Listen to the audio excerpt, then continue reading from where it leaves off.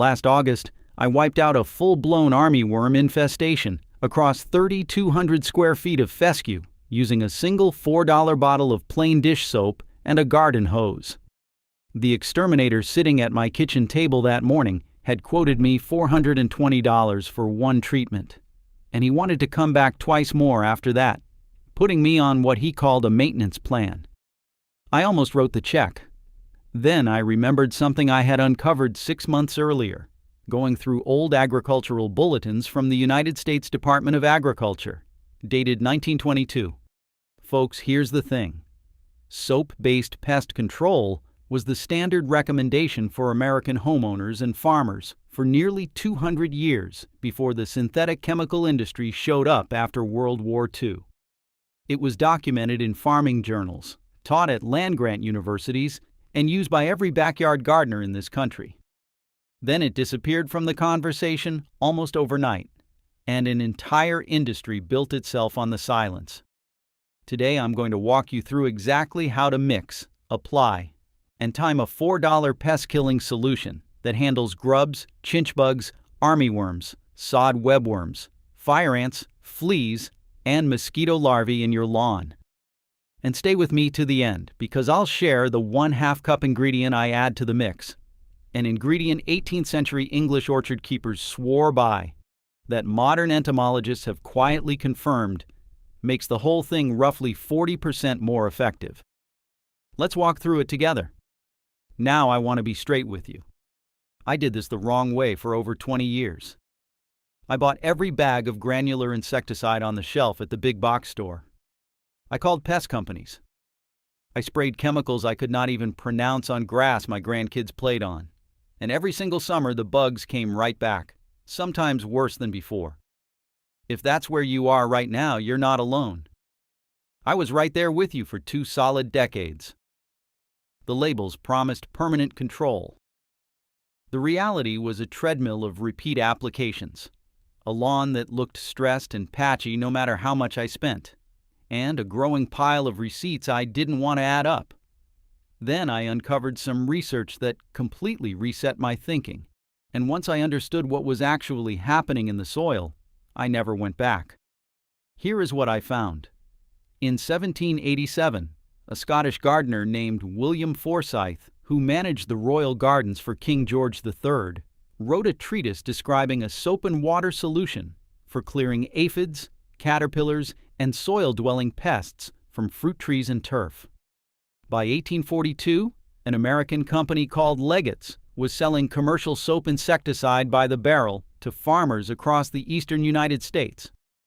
By 1900, the USDA was publishing bulletins recommending soap sprays as the first line of defense for homeowners.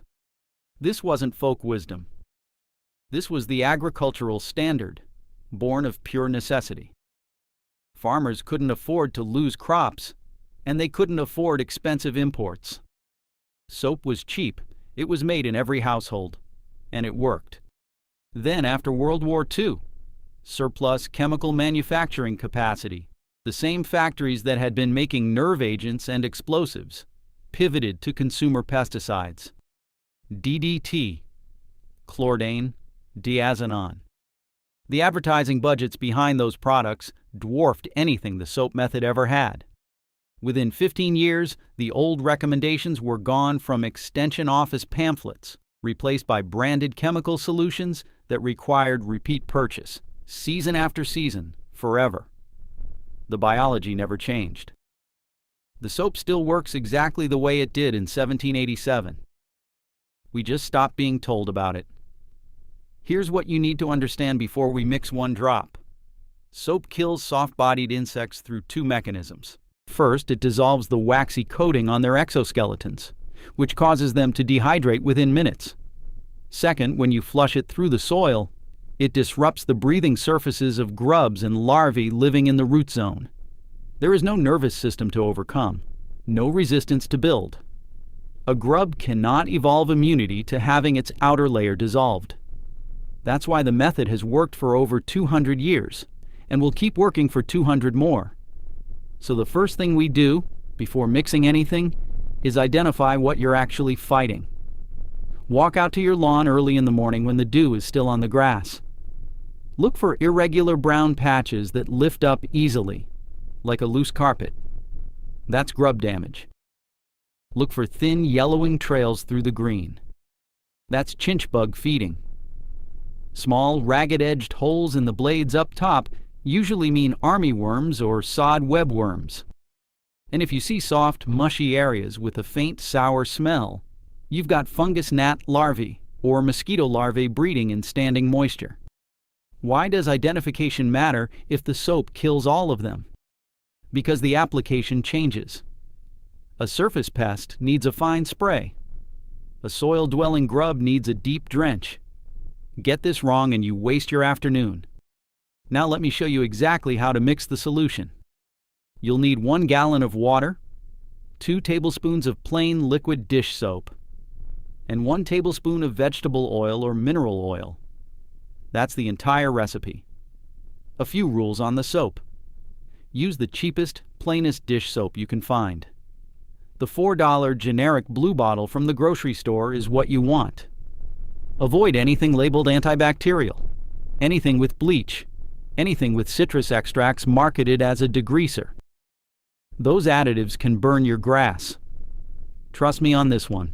I scorched a 40 square foot patch of zoysia my second year doing this because I grabbed the wrong bottle off the shelf.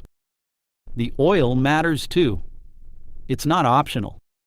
The oil helps the soap cling to the insect's body long enough to break down that waxy coating.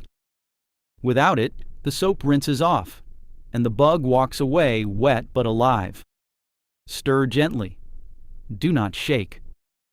Shaking creates a thick foam that clogs your sprayer or watering can, and you'll spend 20 minutes unclogging the nozzle. Here is where most people go wrong. They mix the solution, walk outside in the middle of a hot afternoon, and dump it on the lawn. 3 hours later, their grass looks scorched, and the bugs are still there. The reason is timing.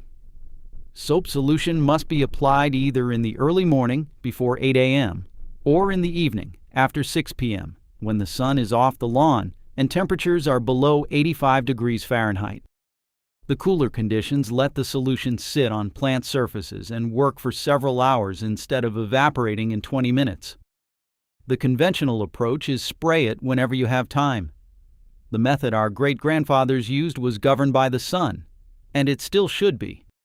For surface pests, armyworms, chinch bugs, sod webworms, use a pump sprayer or a hose end sprayer set to the lightest mist setting. Coat the blades evenly until they glisten but don't drip.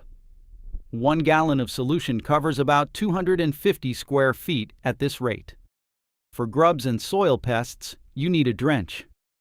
Pour the gallon directly from a watering can across roughly 100 square feet, soaking it down through the thatch and into the top 3 inches of soil. Then, and this is the part most people skip, follow immediately with 15 to 20 minutes of plain water from the hose.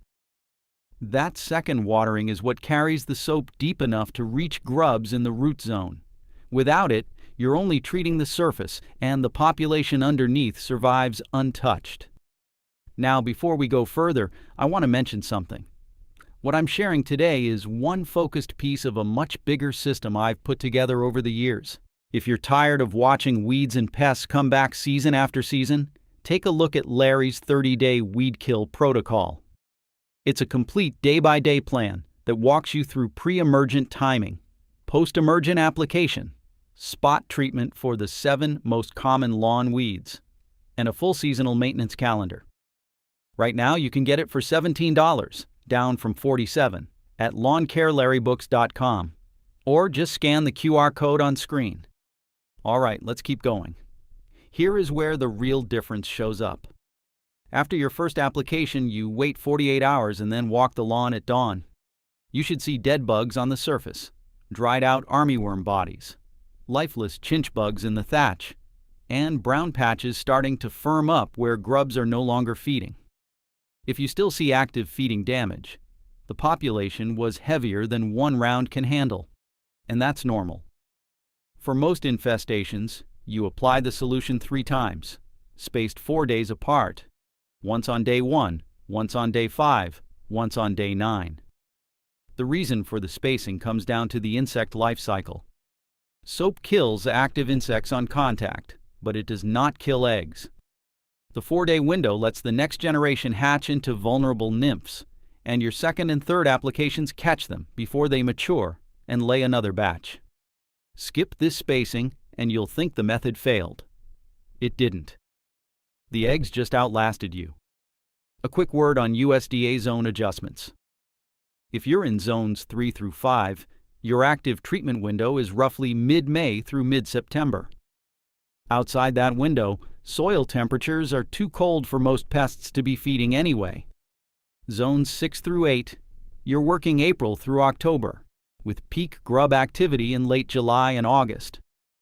Zones 9 and 10, particularly Florida and the Gulf Coast, you may need to repeat the 3-application cycle every 6 weeks during the growing season because pest pressure simply never lets up down there. After the 3rd application, the final piece is preventing reinfestation. And here's the thing most extermination companies will never tell you. Healthy turf with deep roots and dense growth is naturally resistant to pest establishment. Pests target stressed lawns. So once you've cleared the active infestation, top dress with about 1/4 inch of compost, water deeply once a week instead of shallow daily watering, and mow at the highest setting your mower allows, 3.5 to 4 inches for cool season grasses, 2 to 2.5 inches for warm season. Do this for 1 full season, and your pest pressure drops by something like 70 or 80% the following year. I've seen it on my own lawn and on dozens I've helped neighbors with. Now let me cover a few patterns I see all the time, ones I made myself for years. The first pattern is treating only when you see damage. By the time you see brown patches, the population is already established, and you are playing catch-up. The old USDA bulletins from the 1920s recommended a preventive soap drench in late June, and again in late August, regardless of whether visible damage was present. That single change, treating on the calendar instead of waiting for the lawn to fail, prevented most outbreaks before they started. When the chemical industry rewrote the recommendations, that preventive timing got buried right alongside the method. The second pattern is using too much soap. More is not better. I went through a phase where I doubled the recipe thinking it would work faster. What it actually did was burn my grass and kill beneficial soil organisms, the earthworms and predatory beetles that were already helping me. The 2 tablespoons per gallon ratio came out of decades of agricultural testing in the 1800s. Trust the recipe. The third pattern is mixing soap solution with synthetic insecticide for extra power. Folks, please don't do this. The surfactants in soap make synthetic chemicals absorb faster and deeper into your soil and into anything the runoff touches. The 2 systems were never designed to work together. Pick one and stick with it. The fourth pattern is giving up after 1 application. I cannot tell you how many people I've spoken with who tried soap once, didn't see a miracle in 2 days, and concluded it doesn't work. The method is sequential, not instant. 3 applications, 4 days apart. That's the protocol that has worked since the 1800s, and it still works now. The reason most homeowners abandon it is because nobody told them about the spacing, and nobody told them because the original instructions were quietly removed from circulation. Now here is the bonus I promised you at the start, the half-cup ingredient. Going through those 18th century English orchard records, I came across a recipe Forsyth himself referenced, a soap and water solution he boosted with a half-cup of strong black tea, brewed and cooled. He didn't know exactly why it worked better. He just knew it did. Modern research from Cornell University's entomology department, published in the early 2000s, identified what Forsyth was tapping into. Tea contains saponins and tannins, 2 natural compounds that act as additional surfactants and as mild insect repellents. When you add a half-cup of strong, cooled black tea to your gallon of soap solution, you increase the surface penetration of the spray, and you leave behind a residue that deters recolonization for roughly 7 to 10 days after application. To make it, steep 4 black tea bags in 2 cups of boiling water for 15 minutes. Let it cool completely to room temperature. Add a half cup of the cooled tea to your gallon of soap solution, and stir gently before applying. That's the entire upgrade. Costs you maybe 20 cents per batch. I've used this version for the last 3 growing seasons. The lawns I treat with the tea-boosted mix consistently stay clear longer than the lawns I treat with the standard recipe. It's simpler than you think, and it's been hiding in plain sight in old gardening manuals for over 2 centuries. Before you head out, I want to leave you with this. What I shared today is one focused method, a single $4 solution. But pest control is just one piece of a healthy lawn. Weeds are the other half of the battle, and that's exactly what I built Larry's 30-day weed kill protocol to handle. Inside the book, you'll find day-by-day instructions for clearing clover, crabgrass, dandelion, nutsedge, and 4 other common offenders. You'll get the exact pre-emergent and post-emergent timing for your USDA zone.